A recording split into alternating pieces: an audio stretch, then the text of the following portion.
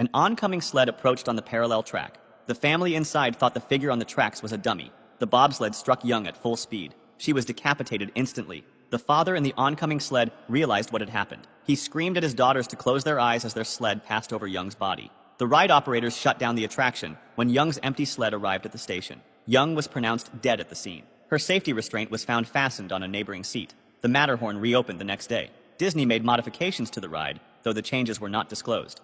The Wild Wonder. On August 28, 1999, Kimberly Bailey and her 8-year-old daughter Jessica visited Jillian's Wonderland Pier in Ocean City, New Jersey. The Wild Wonder was a small steel roller coaster. Individual cars were pulled up a 40-foot incline before rolling through the course. Bailey and Jessica climbed into one of the cars. As their car neared the top of the lift hill, the anti-rollback mechanism failed. The car lost contact with the lift chain and began rolling backwards down the incline. The car gained speed as it hurtled toward the station.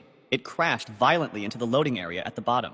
Bailey and Jessica were thrown from the car. Both died instantly. The park had replaced the coaster's anti-rollback device with an unapproved, locally made part. The faulty component had failed to engage. The Wild Wonder was shut down and removed. New Jersey upgraded its regulations to require manufacturer-approved parts only. The Derby Racer. In 1911, the Derby Racer opened at Revere Beach, Massachusetts. It featured 2 parallel tracks where trains raced against each other in a figure-8 pattern. The ride had no restraints, no speed controls, and basic wooden construction. Passengers simply held on as the trains raced around curves and hills. Within weeks of opening, disaster struck. A man was thrown from his car during a turn and died. Later that year, the company's own treasurer was killed. He had stood up in his car to lecture passengers about safety when he was ejected from the ride. Authorities closed the coaster and demanded safety improvements. The owners installed primitive brakes and lap bars before reopening, but the deaths continued. On a busy day in 1917, a man lost his hat during the ride. He tried to retrieve it and fell out of his car on a high incline. He landed on the adjacent track. The other racing trains struck him at full speed. The wreckage told the story. The impact broke nearly every bone in his body. He died shortly after. Another passenger was thrown from the train in 1929. Despite 3 confirmed deaths and numerous injuries, the Derby Racer continued operating for 25 years.